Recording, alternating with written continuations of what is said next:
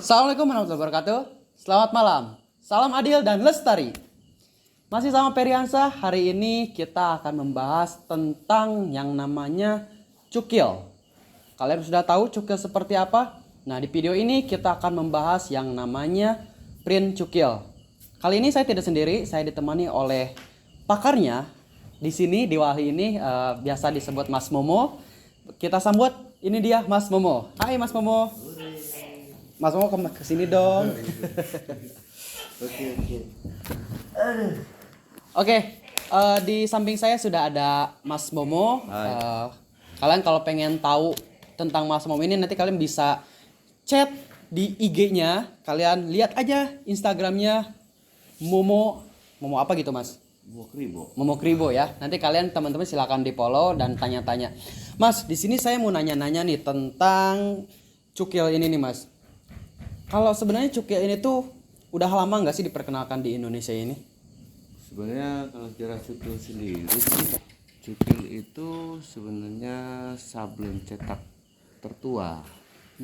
Dia ada sekitar abad ke-5 atau ke-6 gitu. Oh, jadi di abad ke-5 itu udah ada yang namanya cukil ini? Ada, dan itu adanya di Cina. Di Cina. Kemudian di masa dinasti Tang kalau nggak salah. Oh, dinasti Tang ya. Kemudian masuk ke Jepang karena ada permintaan dari seorang kaisar Jepang. Masuk ke Jepang dan mulai merambah ke Eropa. Setelah ke Eropa di abad 15, kemudian masuk ke Indonesia di zaman perjuangan. Nah, menariknya seni cukil ini kalau zaman dulunya untuk alat propaganda. Alat propaganda. Gimana itu masalah propaganda? Ya kalau zaman dulu kan kayak koran segala macam kan susah bikinnya. Nah, mereka para generasi muda menggunakan teknik cukil itu untuk mengabarkan melakukan pengabaran bahwa ada serangan umum 10 November, Bandung Lautan Api segala macam, dan propaganda tentang hidup atau mati biasanya ada itu di tempat tembok. Nah, itu seperti itu. Oh gitu. Jadi di Indonesia ini dikenalkan pada saat masa perjuangan ya, untuk melakukan propaganda yang dilakukan oleh para pejuang di Indonesia. Dan sampai sekarang masih ada ya Mas di Indonesia untuk cukil ini ya. Bahkan saya lihat di beberapa di internet makin berkembang nih Mas. Ya, karena menarik dia.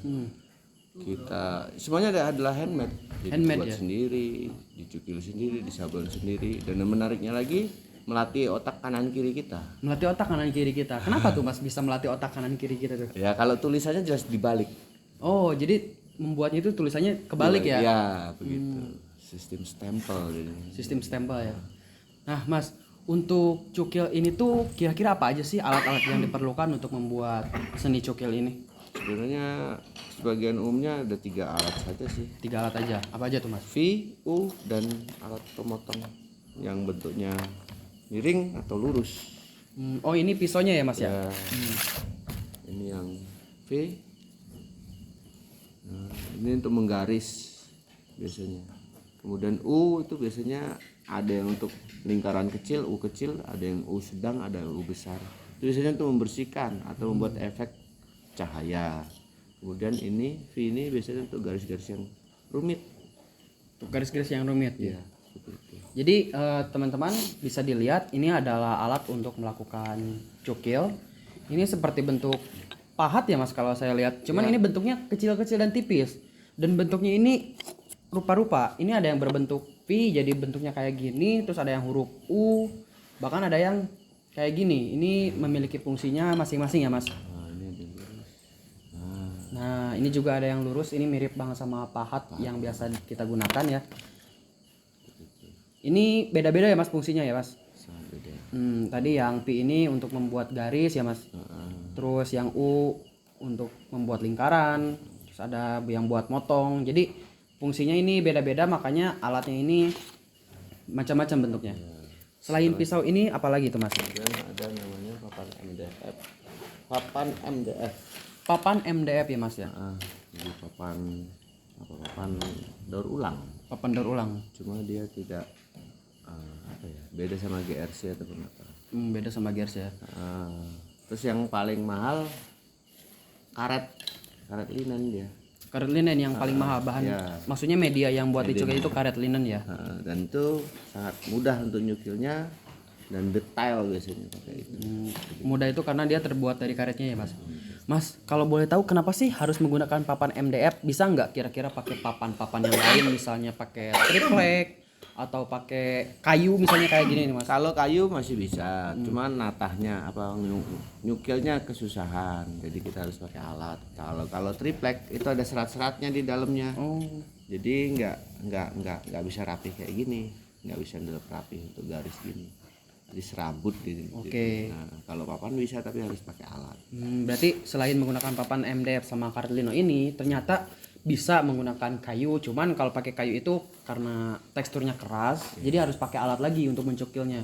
Dan kalau pakai triplek itu mempunyai serat, jadi nanti hasilnya nggak rapi, ya nggak mas? Benar. Terus mas, untuk pembuatannya kayak gini nih, kira-kira untuk satu gambar itu bisa membutuhkan waktu berapa lama nih mas? Biasanya kalau untuk pemula 2-3 hari Untuk pemula ya 2-3 hari. dengan gambar yang tidak rumit. Tapi kalau gambar rumit, kalau untuk saya sendiri ya 2 hari bisa. Untuk gambar yang rumit ya, untuk Mas Momo sendiri paling membutuhkan waktu 2 hari karena Mas Momo ini sudah terbiasa juga ya Mas. Ya dulunya. Iya. Tadinya. Udah berapa lama Mas Momo menekuni seni cukil ini Mas? Saya kenalnya tahun 99 kan. Tahun 99 ya Mas ya. Sebelum sablon saya Bang. Kemudian melajarin itu, kemudian melajarin sablon. Ada kesamaan. Kalau sablon itu menggunakan screen, kalau ini menggunakan papan. Nah, kemudian semakin tertarik karena nyampurin warnanya kita harus presisi banget. Misalnya membuat 3 warna gitu, kita harus presisi banget buatnya. Tidak seperti sablon yang umum printing kalau macam kan sangat mudah itu. Tinggal campur warna selesai. Kalau ini benar-benar buatnya presisi. Harus presisi ya. Jadi nggak seperti sablon-sablon yang sekarang serat-serat Iya. gitu ya. Jadi menurut Mas Momo lebih rumit yang ini atau yang sablon-sablon itu Mas? Ya, kalau dibilang rumit, ya rumit ini kalau kita mau bikin warnanya sampai 3 atau 2 saja udah mulai rumit.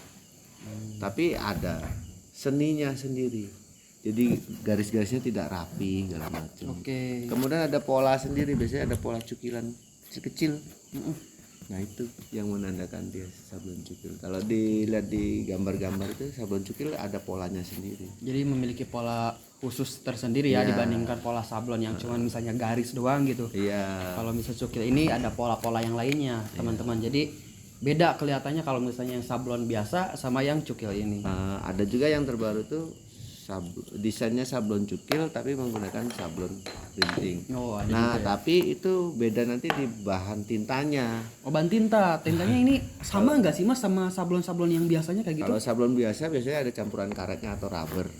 Kalau ini tidak, ini tinta cemani, emang tinta koran. Oh, tinta cemani khusus berarti ya, nggak bisa pakai sembarang tinta gitu. Iya, begitu. Oke Mas, ini di belakang juga ada teman-teman nih lagi ngelakuin apa nih Mas kira-kira Mas? Sama mencukil berarti. Oke, mencukil ya. Coba saya boleh lihat gak ini? Nah ini nih yang bagus nih kelihatan banget. Ini adalah salah satu contoh dari hasil cukil ya Mas. Iya. Ini motifnya bunga. Nah, Ini anak-anak ini yang bikin. ini anak-anak yang bikin ya Mas. Ini teman-teman di belakang yang membuat Bukan ini. Oh bukan. Anak SD nih. Anak SD. Oh ternyata ini yang buat gambar ini tuh adalah anak SD. Jadi anak SD aja udah bisa membuat gambar seperti ini. Dan ya seperti yang Momos tadi bilang, kalau misalnya cukil itu ada seni khususnya gitu. Kayak ini ya, guratan-guratan ini menandakan kalau misalnya dia tuh hasil dari cukil. Dan bener, ternyata emang iya kelihatan kalau misalnya ini tuh hasil dari cukil. Dilihat dari garis-garisnya ini. Oke, jadi kebalik ya. Jadi tulisannya ini kebalik nih. Ya, itu yang Jadi mati otak kanan. jadi dari kanan ke kiri nih. Jadi biar saat nanti dicetak itu tulisannya langsung presisi dan nggak kebalik.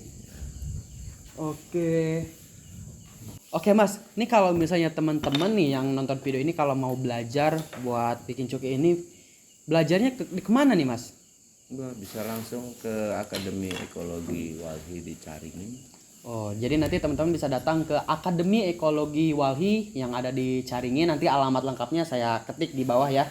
Nanti teman-teman silakan datang. Bayar nggak, Mas? Nih, yang jadi pertanyaannya nih, bayar nggak? Boleh tanyakan sama Bu Sekretaris. Oke, di belakang saya juga sudah ada Bu Sekretaris Iya. nih, yang sedang mencungkil-cungkil. Bu, kalau misalnya ada yang mau belajar nih, bayar nggak sih Bu di sini? Kalau untuk belajarnya karena ilmu itu kan gratis, tapi untuk hasil produknya mungkin bisa untuk menambah prasarana yang ada di sini untuk membantu untuk peralatannya seperti itu. Oke, jadi intinya kalau mau belajar gratis ya Bu ya? Ya, Oke, buat teman-teman yang mau belajar datang aja ke sini gratis, tidak dipungut biaya apapun. Datang ke Akademi Ekologi Walhi di Caringin ya.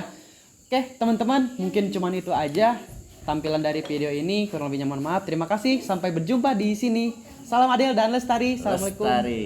Oh iya, saya lupa ada jargon. Kalau misalnya saya jawab salam adil dan lestari, teman-teman jawabnya lestari. Salam adil dan lestari. Lestari. Oke, see you.